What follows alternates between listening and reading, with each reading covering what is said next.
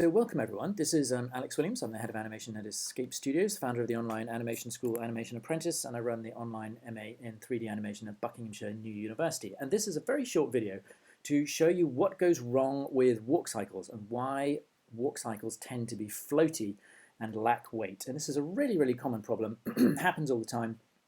So I'm going to explain what the problem is and how to avoid it. And the problem in a nutshell is basically that people miss the squash position.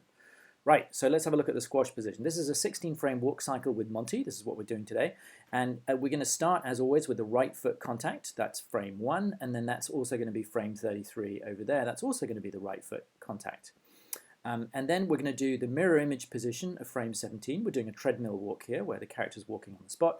Then we're going to insert the passing position at frame 9, the passing position at frame 25, and then at frame 5, the low or squash position, everything is going to start to go wrong. And I'm going to show you why it goes wrong and how to fix it. And you are going to thank me for this, because this is 95% of the problems that I see with walk cycles is that they lack weight. And this is the reason why. So let's go back to Maya, and I'm going to show you what we're doing. So first of all, I've imported a treadmill into my shot. I really recommend that everybody does this. You will also love me for this, because if you have a treadmill in your shot, it allows you to conceptualize why, if a character is walking on the spot, the imaginary treadmill underneath them is going to keep their legs traveling backwards at a constant rate. That's actually the subject of a separate video, but I do always recommend that you have a treadmill in your shot. I can say I put it there on a layer so I can get rid of it at any time. So for now, we're just going to very quickly rough out this Monty walk, and I'm going to show you where it tends to go wrong. So we're at frame 1, and I'm just going to drag select all the control curves. By the way, in order to do that successfully, you need to have just polygons and NURBS curves turned on. If you have everything else turned on, as it is by default in Maya, this won't work. You won't be able to select the keyframes properly. So drag select everything and press 1 at frame 1, and then we want a 33 frame. This is a 32 frame cycle, so we need to go from 1 to 33. So we're also going to set a keyframe at 33, right? So we've locked down our keys at 1 and 33. Then we're going to go to frame 17, and we're going to move the legs back. And I'm just going to zero out all of these, zero out the rotate X. Just move it back. It should be a mirror image, so we're going to need a little bit of ball roll there to bend that leg. There we go. Then we're going to move the front leg, the left leg forwards. Set a keyframe there. Take out the X rotation, or actually we can keep it where take out the ball roll because we don't need that. And then we take out, yeah, so I'm going to look at it in the orthographic side view, and we want it to be, as I said, a mirror image. So we want, if otherwise it will be unbalanced and it will feel like the character is limping. So once we've got it more or less mirror image, there we go, that's good enough, it'll do. Once we've got that working, we can go ahead and again drag select everything, set a keyframe on, and now we'll have a walk that looks like this. So, so what we've done so far is frame 1, right foot contact, frame 17, left foot contact, and 33, right foot contact. So the next thing we want to do is the passing position at frame 9. So let's go ahead and do that. And don't worry, I'm going to get to the point very quickly and explain to you why these things go wrong. So passing position, now we've got the right foot is traveling backwards, so that foot needs to be flat on the ground, so we need to take out rotate X, add in a little bit of ball roll, but not too much, and it's traveling backwards, and the left foot is coming off the ground, right? So that one's off the ground and slightly rotated forwards, so the toes are dragging a little bit. Take out the ball roll, and we're good to go.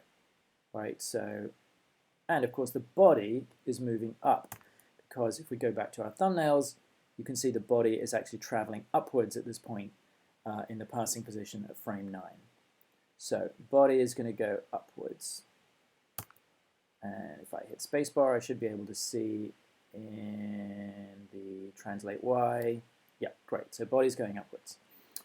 So now we've got something that looks like that. So far, pretty rubbish.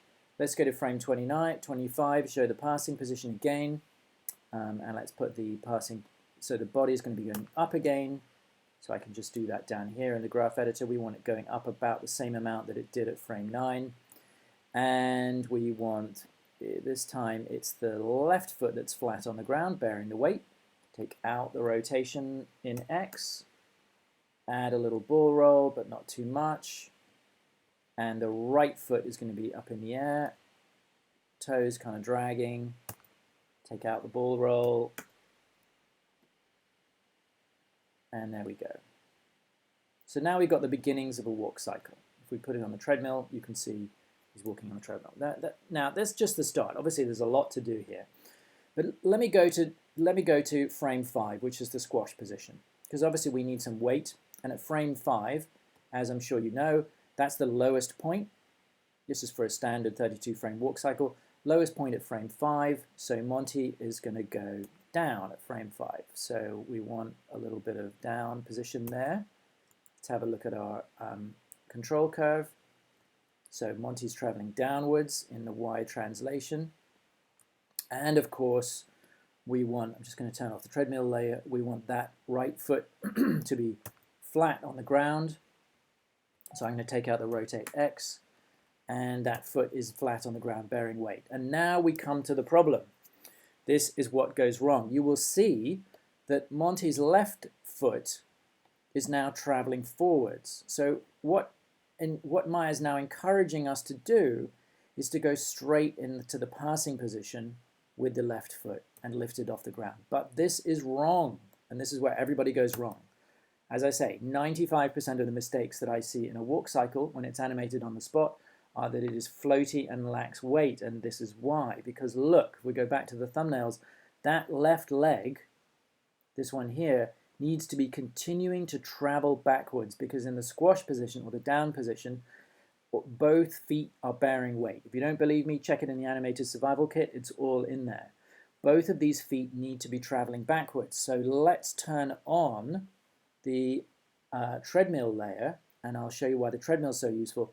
Between 1 and 5, this foot is going backwards, and we have to do that or else this walk is going to feel floaty, right? So both feet traveling backwards at this point.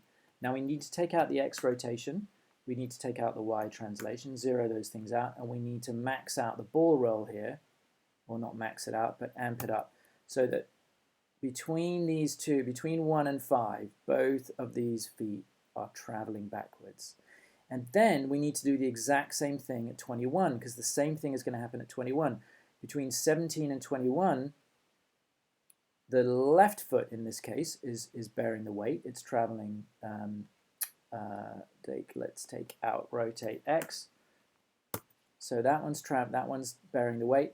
But now look what's happening. The right foot is starting to travel forwards on the treadmill, but it mustn't do that, because what we need is for the right foot to be bearing weight. Both at 21, which is the low point or squash position, both the left foot and the right foot must be bearing weight. They must be traveling backwards on the imaginary treadmill. And if you get this wrong, you will get a floaty walk, and everybody gets it wrong, and everybody gets a floaty walk. So turn on the treadmill again.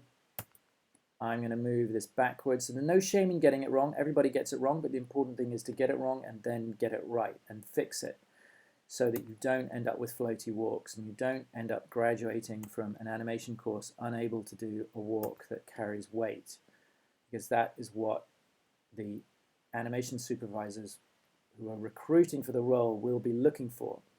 Now here, that is to say weight. They want weight. They want stuff to feel heavy, because in animation, unless we simulate the weight, it will feel floaty. Now, there we go. I'm going to give it some weight at 5 as well, and 21. And then, and now we will have both feet traveling backwards on the treadmill, and we will have actual weight. Now, of course, there's more to do here. We've got to go to the up position at 13. because that's the high point and the high point at 29, and I got to sort out the feet. But I'm not going to fix it. I'm not going to do a whole walk cycle because this isn't a walk tutorial. This is just to show you the importance of this squash position.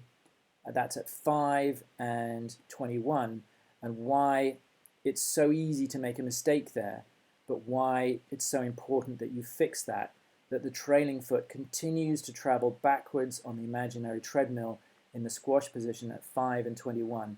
And if you don't do that, the walk will feel floaty. So hopefully this now explains the most common mistake in animating a walk cycle on the spot and how to fix it.